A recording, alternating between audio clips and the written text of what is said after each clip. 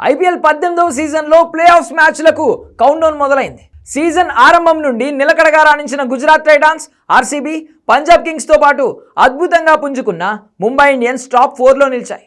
Play ఆఫ్స్కు చేరిన జట్లలో ఫైనల్కు ఏ teams వెళ్తాయన్న దానిపై చర్చ జోరుగా సాగుతోంది. ఈ నేపథ్యంలో మాజీ క్రికెటర్లు తమ అంచనాలు వెల్లడిస్తున్నారు. తాజాగా రాబిన్ ఉతప్ప ఫైనల్ చేరే జట్లపై జోస్యం చెప్పాడు.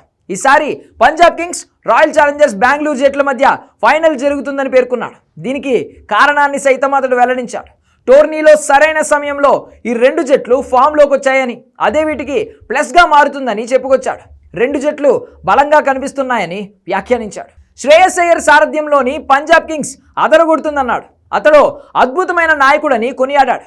గతేడాది కేకేఆర్కు టైటిల్ అందించిన అయ్యర్ ఈసారి పంజాబ్ టైటిల్ బెంగను తీర్చాలనే లక్ష్యంతో ఉన్నాడని చెప్పుకొచ్చాడు. అటు జోష్ హేజల్వుడ్ రాకతో ఆర్సీబీ బౌలింగ్ యూనిట్ మళ్ళీ బలంగా తయారైందన్నాడు.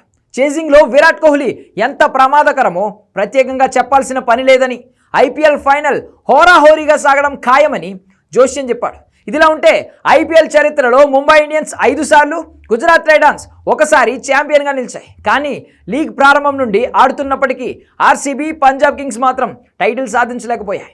ఈసారి ఆ రెండు జట్లు అద్భుతమైన ఫామ్తో ఉండడంతో ఏదో ఒకటి టైటిల్ గెలుస్తుంది అనే అంచనాలున్నాయి.